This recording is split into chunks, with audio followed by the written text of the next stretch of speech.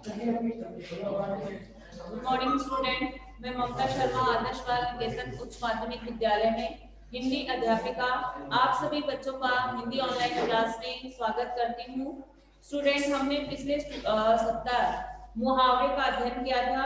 आज हम अपनी पाठ्य पुस्तक व्याकरण से लोकोक्तियों का अध्ययन करेंगे। तो चलिए आप अपनी नोटबुक निकाल लीजिए। पहले हम लोकोक्ति का अर्थ पढ़ते हैं कि लोकोक्ति किन दो शब्दों से मिलकर बना है। लोकोक्तियां हैं वो दो शब्दों से मिलकर बनी हैं। लोक प्लस उक्ति। लोकोक्ति दो शब्दों से मिलकर बनी है। लोक प्लस उक्ति। लोक का अर्थ है लोगो और उक्ति का अर्थ है कही गई बातें। कही गई बातें। कही गई बातें अर्थात लोगों द्वारा कही गई बातें होती है उसे हम लोकोक्ति कहते हैं।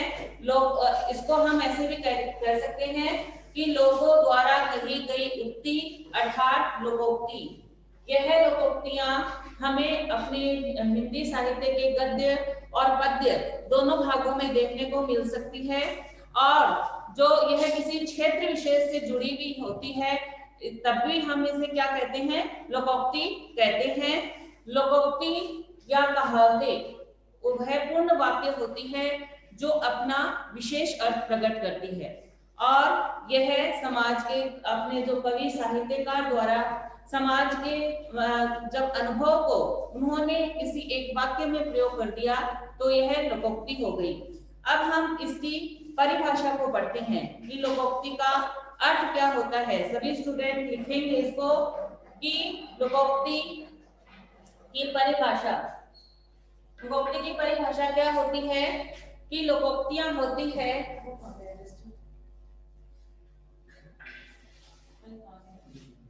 मैडम लिखे मैडम परिभाषा।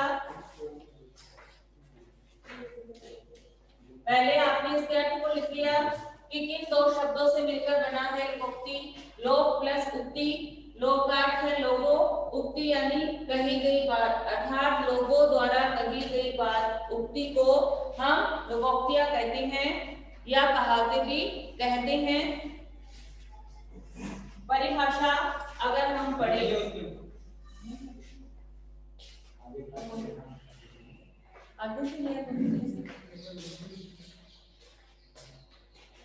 लोकोक्तियां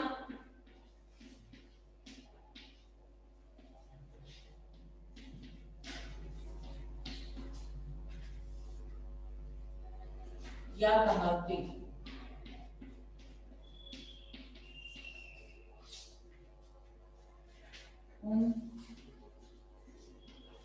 पूर्ण वाक्य को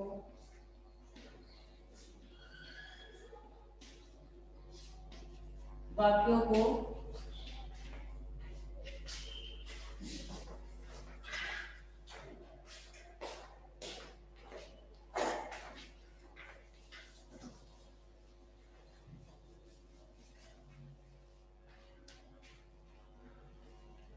कहते हैं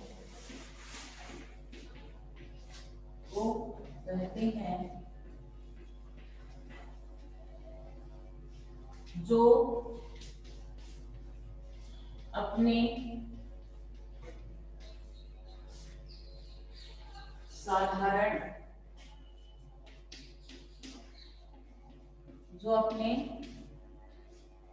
साधारण अर्थ को प्रकट न करके विशेष अर्थ प्रकट करती है।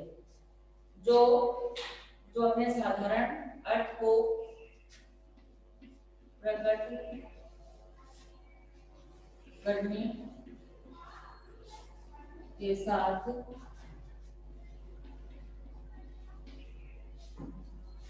विशेष अर्थ को प्रकट करें। विशेष अर्थ को प्रकट करें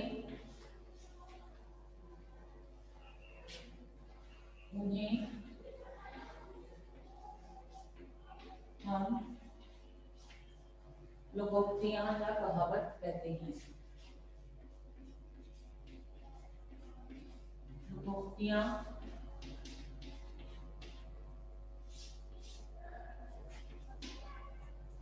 कहते हैं।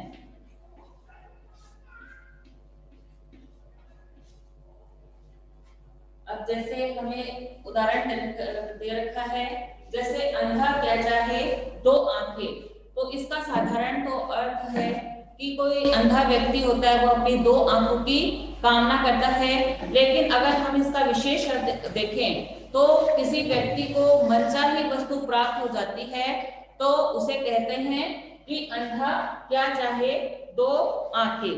तो यह इसकी एक जो लोकोक्तियों का एक विशेष, अगर हम विशेष रूप से समझना चाहे तो लोकोक्तियों का प्रयोग है वो अधिकतर वाक्य के अंत में किया जाता है। वाक्य अपना होता है, जैसे वाक्य प्रयोग करते हैं, हालांकि 10th बोर्ड में तो उनके अर्थ को ही पूछा जाता है, लेकिन अगर आपसे पूछे तो जो मुहावरे होते हैं वो तो अपन बीच में काम में लेते हैं, और जो लोकोक्तियां होती है वो अपना वाक्य कंप्लीट होने के बाद में, पूर्ण होने के बाद में काम में लिया जाता है। और जैसे मैं कुछ आपको लोकोक्तियां हैं, ये अपने आप अगर इसको आप कर लोगे या फिर मैं करवाऊं लोकोक्ति और मुहावरों में अंतर, ये लिखवा देती हूँ। फिर अपन कुछ प्रसिद्ध जो है ये लिख लिया जाए।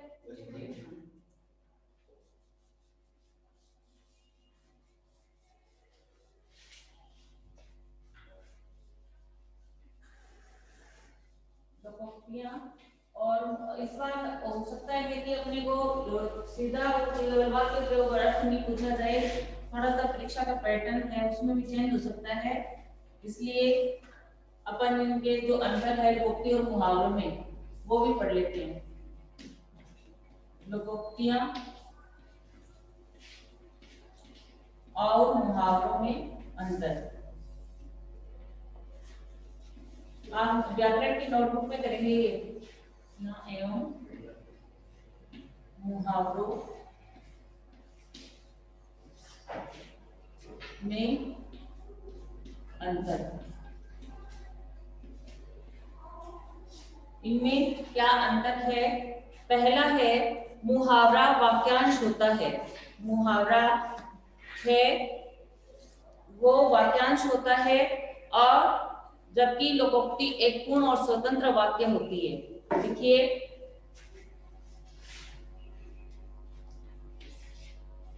लोकोक्तियां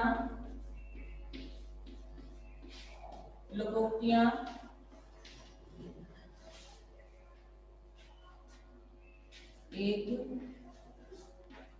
पूर्ण एवं स्वतंत्र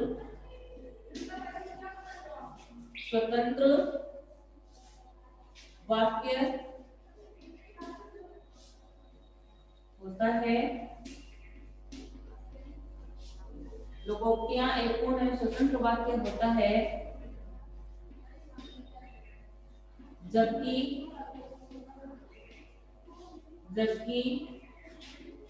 मुहावरा एक वाक्यांश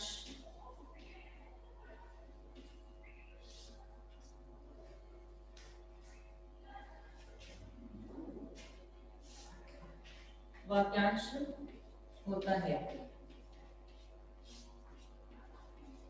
वाक्यांश होता है।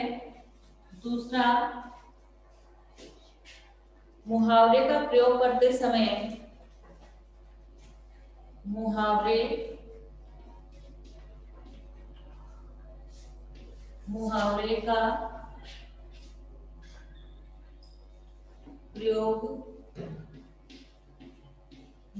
का प्रयोग करते समय उसके लिए वचन, मुहावरे का प्रयोग करते समय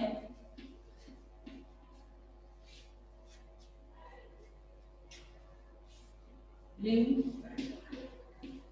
वचन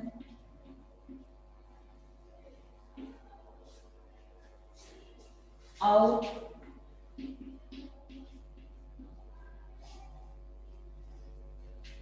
क्रिया के अनुरूप, क्रिया के अनुरूप उसके रूप में परिवर्तन होता है।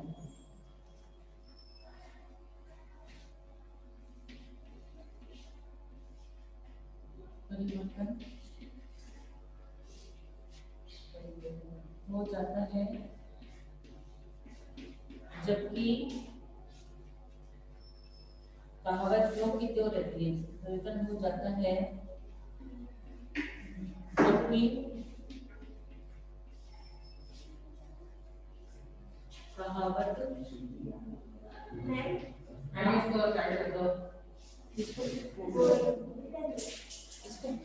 जबकि कहावत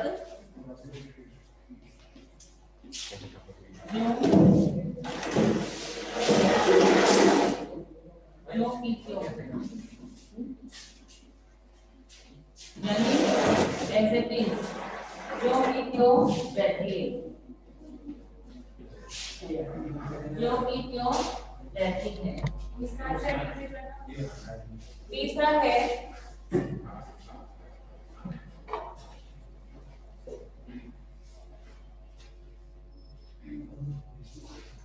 लोकोक्तियों का जो अर्थ है वो मुहावरों की अपेक्षा अधिक प्रभावोत्पादक रहता है, यानी अधिक प्रभावशाली रहता है। वो लोकोक्तियां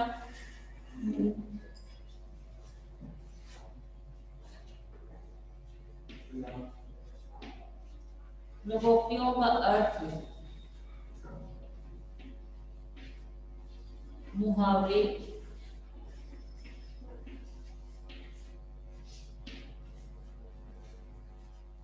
मुहावरों की अपेक्षा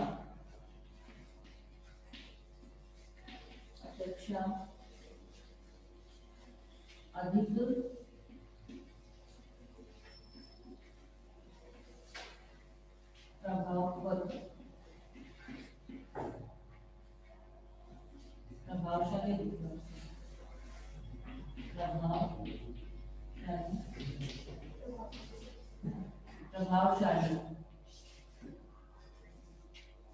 प्रभावशाली रोचक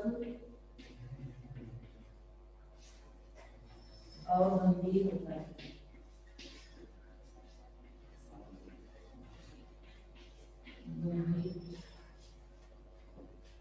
होता है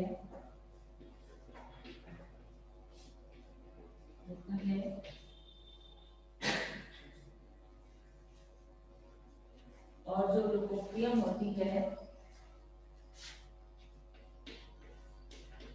लोकोक्तियां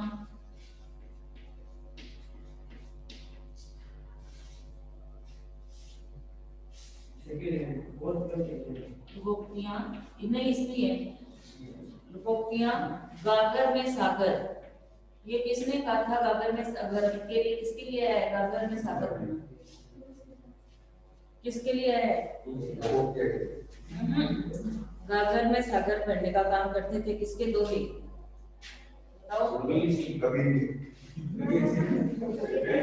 कबीर। लोकोक्तियां गागर में सागर, कोक्तियों में गागर में सागर भरने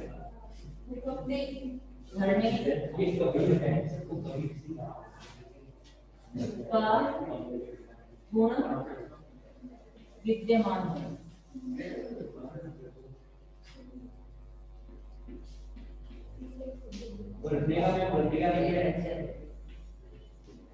लोकोक्तियों में गागर में सागर भरने का गुण विद्यमान है।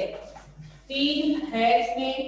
पहला है लोकोक्तियां मुहावरे में अंतर। लोकोक्तियां एक पूर्ण एवं स्वतंत्र वाक्य होती है जबकि मुहावरा एक वाक्यांश होता है। मुहावरा एक वाक्यांश में प्रयोग किया जाता है जबकि लोकोक्तियां हैं वो एक अपना पूर्ण और स्वतंत्र वाक्य होती है। फिर मुहावरे का प्रयोग करते समय लिंग, वचन और क्रिया के अनुरूप उसके रूप में परिवर्तन हो जाता है। यानी अपन मुहावरे का प्रयोग करते हैं तो उस समय हमें उसके लिंग का, वचन का और फिर क्रिया के अनुसार उसके रूप में परिवर्तन होता है। जबकि कहावत है वो ज्यों की त्यों बनी रहती है, यानी जैसी है वैसी की वैसी बनी रहती है। फिर तीसरा है लोकोक्तियों का अर्थ मुहावरों की अपेक्षा अधिक प्रभावशाली, रोचक और गंभीर होता है। जो लोकोक्तियों का जो प्रयोग है वो मुहावरे की अपेक्षा अधिक प्रभावशाली, यानी यह अपना लोकोक्ति है वो अधिक प्रभाव छोड़ती है। जबकि लोकोक्तियां है वो गागर में सागर भरने का गुण विद्यमान है, यानी एक लोकोक्तियों के माध्यम से अगर हम किसी व्यक्ति को समझाना चाहे एक लोकोक्ति के माध्यम से तो हम उसे अधिक प्रभावशाली ढंग से समझा सकते हैं। जैसे अध जल गगरी छलकत जाए, यानी जो अधूरा ज्ञान होता है वो व्यक्ति को क्या है नुकसान ही पहुंचाता है। वो जो जैसे कम पढ़ा लिखा व्यक्ति है वो अपनी पढ़ाई का क्या करेगा दुरुपयोग नहीं करेगा, अधिक दिखावा करेगा। इसी प्रकार किसी के पास यदि धन अधिक हो जाए तो वो अपने अधिक धन होने का घमंड करेगा। ऐसे किसी को अधिक मान मिल जाए या उसे सम्मान मिल जाए और उसे अधूरा ज्ञान है तो वो उसे ज्यादा दिखाने की कोशिश करेगा। तो इसीलिए कहा गया अधर जल गगरी छलकत जाए, यानी हमें ज्ञान पूरा नहीं है लेकिन हम उसका दिखावा है वो ज्यादा कर रहे हैं। ये लिख लिया सब लोगों ने? अब हमने कुछ आपको जो अधिकतर बोर्ड में पूछी जाती है आप लोगों से जो लोकोक्तियां वो लिखवा रही हूँ, सभी बच्चे लिखेंगे जो अधिकांश अपने बोर्ड एग्जाम में पूछी जाती है। हाँ, जो परीक्षा की दृष्टि से बहुत ही उपयोगी है और आपके काम में आने वाली है। जैसे पहली है चट मंगनी और पट ब्याह, अधिकतर पूछा जाता है ये।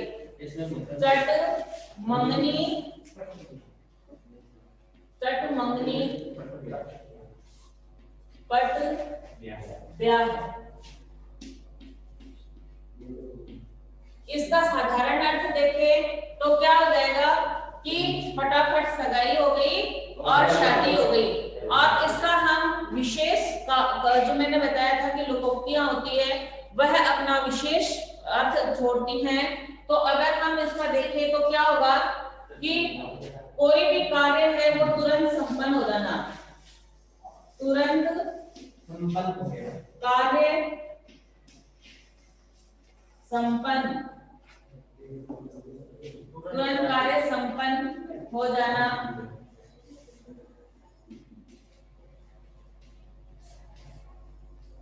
चट मंगनी पट ब्याह है, दोबारा बता देती हूँ। साधारण अर्थ देखें तो इसका अर्थ होता है कि तुरंत की सगाई हो गई, शादी हो गई। अब लेकिन अगर हम इसका विशेष अर्थ देखें तो है किसी कार्य का तुरंत ही संपन्न हो जाना, यानी हम कोई कार्य को शुरू कर रहे हैं और वह कार्य हमारा तुरंत ही शुरू हो गया, जल्दी ही पूर्ण हो गया, इसे हम कहेंगे चट मंगनी पट ब्याह।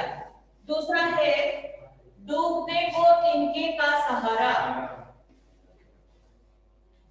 दूसरा है अपना, सभी बच्चे लिखेंगे, ये बोर्ड एग्जाम में आपके अधिकतर पूछे जाते हैं। डूबते को तिनके का सहारा।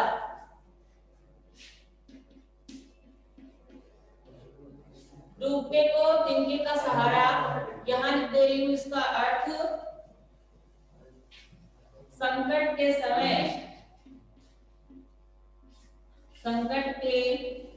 समय थोड़ी सी भी कोई सहायता कर दे तो वो क्या होता है, संकट के समय थोड़ी सहायता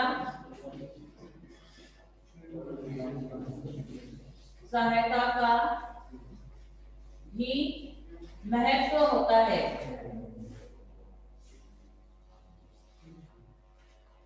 अधिकतर ये एग्जाम में आपके पूछे जाते हैं जो आप इसे समझते हैं कि हाँ ये तो बहुत इजी हमें आते हैं, लेकिन उसके अर्थ है वो अधिकतर बच्चे अलग कर देते हैं बात का।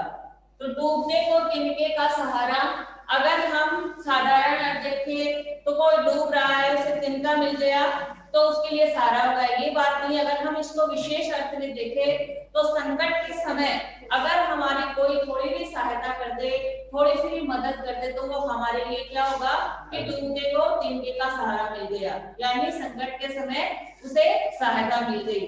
तीसरा है अपना पराधीन सपने में सुख नाही। क्या होगा कि जो पराधीन व्यक्ति होता है उसे सपने में भी सुख नहीं मिलता है।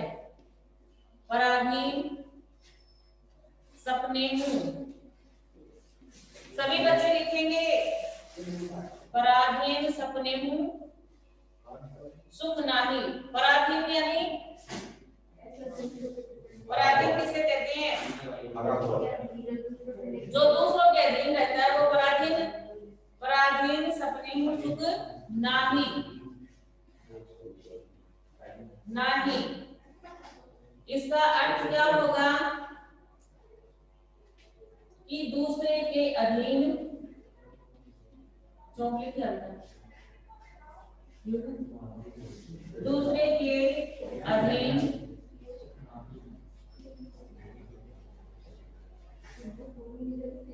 रहकर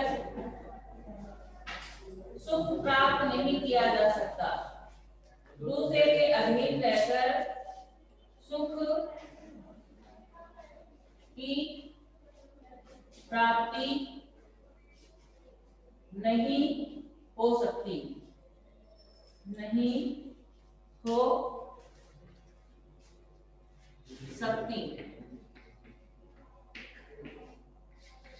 पराधीन सपने में सुख नाई की, यानी जो पराधीन होता है, किसी के अधीन होता है, उसे सपने में भी सुख नहीं मिलता है। कि हमें सपना भी आता है ना, तो किसका आता है? साधारण देखे तो कि मैं पराधीन हूँ, इस परतंत्र हूँ, तो कहते हैं कि पराधीन सपने में सुख नाई, कि दूसरे के अगर हम अधीन रहेंगे तो हमें सपने में भी सुख की प्राप्ति नहीं हो सकती थी।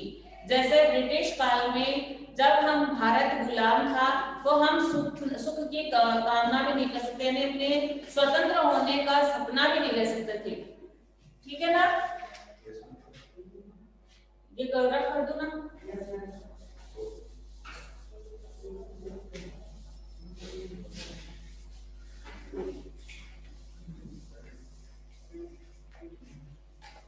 अगला है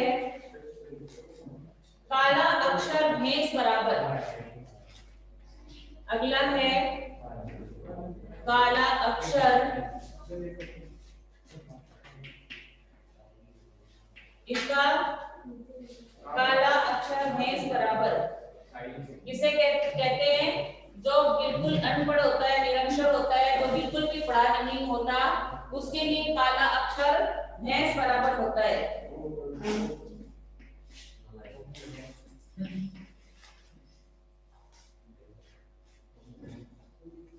भैंस बराबर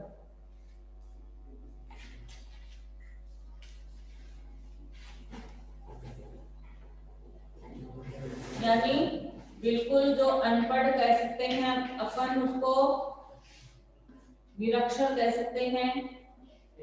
निरक्षर का अर्थ होता है जिसे अक्षर का ज्ञान नहीं होता, उसे हम कहते हैं निरक्षर। और साक्षर किसे कहते हैं?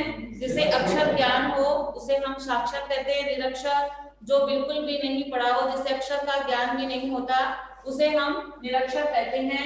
अनपढ़ भी हम उसी को कहते हैं जो बिना पढ़ा लिखा हो, उसे हम कहते हैं अनपढ़।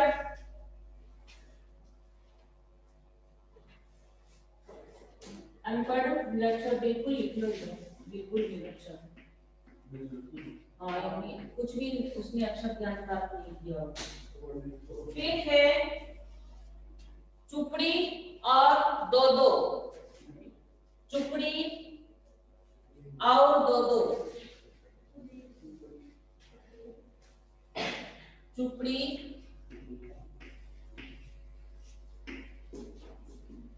और दो दो, यानी बहुत सा माल मिल जाए और बहुत ज्यादा मात्रा में मिल जाए।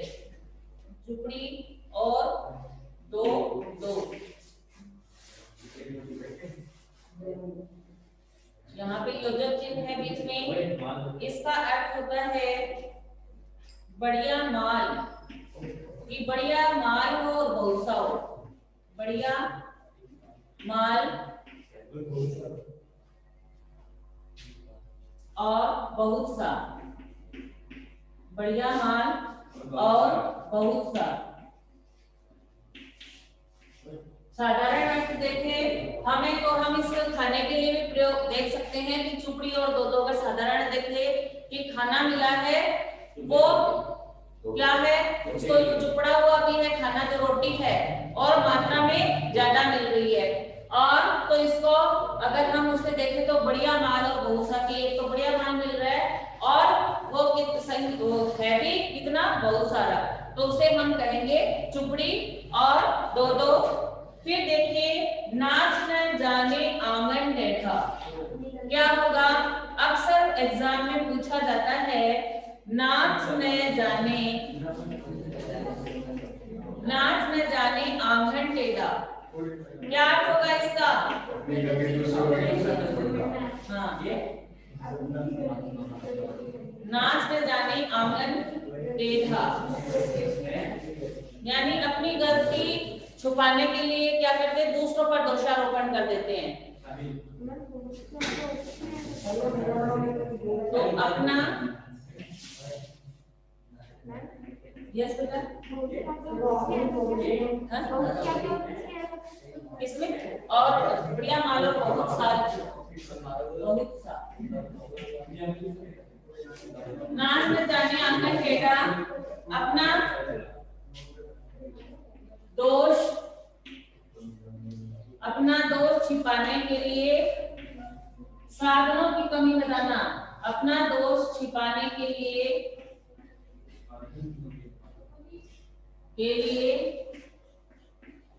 साधनों की कमी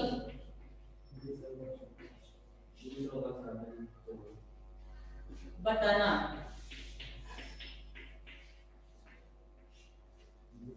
नाच न जाने आंगन टेढ़ा यानी अपने में बुराइयां होती हैं, अपने में कमजोरियां होती है, लेकिन हम अपना दोष छिपाने के लिए क्या करते हैं, साधनों की कमी बता देते हैं। जैसे स्टूडेंट के मामले में ले तो अगर हम कोरोना काल में घर में रह के अच्छे से पढ़ाई कर सकते थे, लेकिन क्या करें, पढ़ाई समझ में ही नहीं आ रही थी, उसपे समझ में, ऑनलाइन क्लास समझ में ही नहीं आ रही थी, ये क्या करते हैं, हम दूसरों पे दोषारोपण कर देते हैं। जबकि अगर हमारे इच्छा हो, दृढ़ इच्छा शक्ति हो, तो कोई भी हमें पढ़ने से नहीं रोक सकता। एकदम सच्चाई कह रही हूँ बेटा स्टूडेंट पे ये बात, कि अगर हमारे मन में लगन हो तो हम उस चैप्टर को पढ़ेंगे, दोबारा पढ़ेंगे, उस फिर संबंधित टीचर से फोन करके पूछेंगे, और ऐसे तो हम कह सकते समझ में ही नहीं आता, पता नहीं क्या समझा रहे क्या नहीं समझा रहे, ठीक है ना। तो इसे कहते हैं नाच न जाने आंगन टेढ़ा, समझ गए? अगला है 9 दिन चले 28 कोस, 9 दिन चले 9 दिन चले 28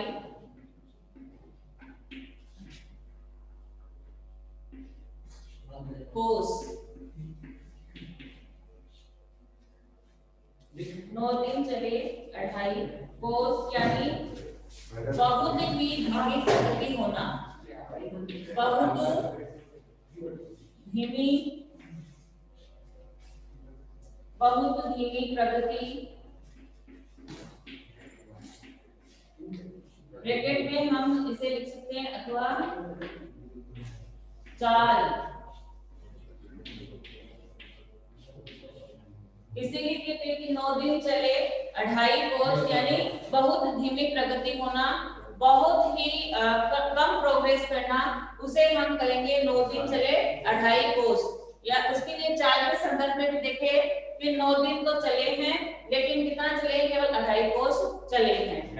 नेक्स्ट है अपना सांप भी मर जाए और लाठी भी न टूटे, अक्सर पूछा जाता है सांप भी मर जाए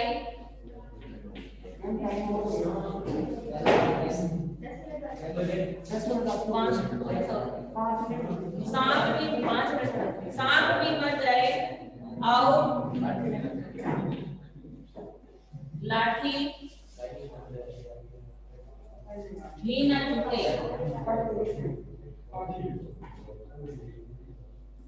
सांप भी मर जाए, लाठी भी न टूटे, इसका अर्थ होगा कि काम भी हो जाए और हानि भी न उठानी पड़े। यानी काम भी हो जाए, काम भी हो जाए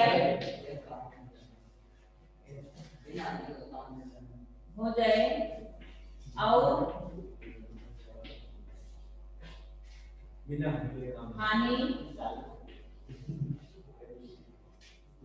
भी न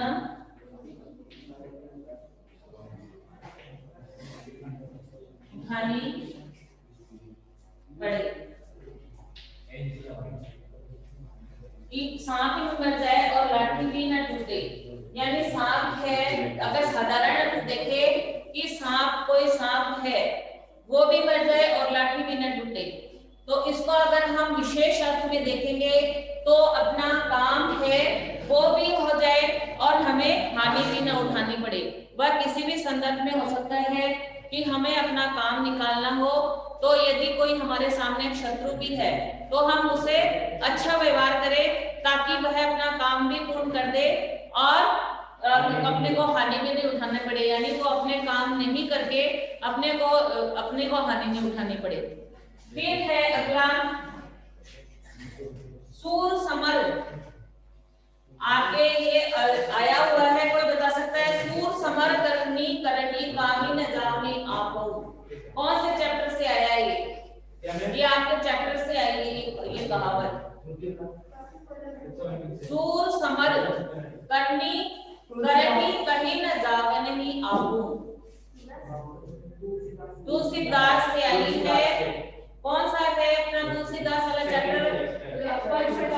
हाँ, उसमें परशुराम जी से कौन कहते हैं?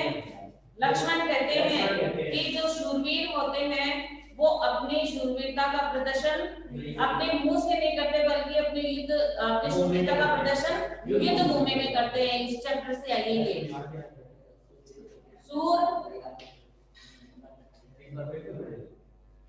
सूर समर। सूर मीन्स क्या होता है? जो शूरवीर होते हैं। समर यानी युद्ध भूमि। करनी करनी करनी चैप्टर से भी आएगी बेटा ये। कहीं कहीं न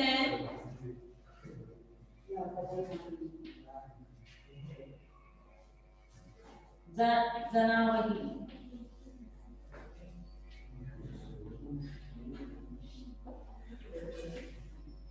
आपको अर्थ होगा शूरवीर करके दिखाते हैं, शूरवीर करके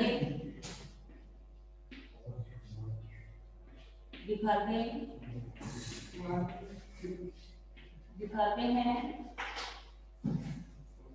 कोई आत्म प्रशंसा नहीं करते, कोई आत्म प्रशंसा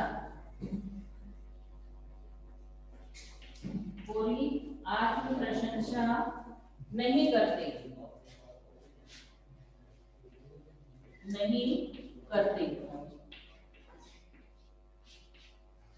वेरी इंपॉर्टेंट है। परीक्षा अगर एग्जाम में अपने जो लेसन है उसमें से भी पूछी जाती है तो इस दृष्टि से ये अपने सेकंड चैप्टर जो तुलसीदास है उसमें से पूछी गई है कि सूर समर करनी करनी कहनी जाननी आपू, यानी जो शूरवीर होते हैं वो है अपनी शूरवीरता का प्रदर्शन युद्ध भूमि में करते हैं, केवल अपनी आत्म प्रशंसा नहीं करते कि मैं ये कर सकता हूँ वो कर सकता हूँ। वो कहाँ कर सकते हैं? वो युद्ध भूमि में कर सकते हैं। तो स्टूडेंट भी अपनी शूरवीरता का प्रदर्शन कहाँ करेंगे? एग्जाम में करेंगे और पढ़ाई करके करेंगे। ठीक है ना? पढ़ाई करनी है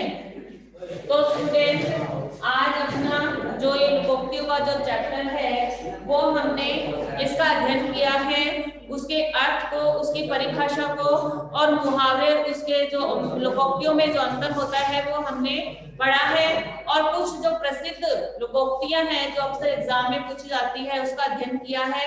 आप जाके घर पे इसका अध्ययन करेंगे, और फिर भी कुछ समझ में नहीं आया तो आप मेरे को पूछ लीजिएगा।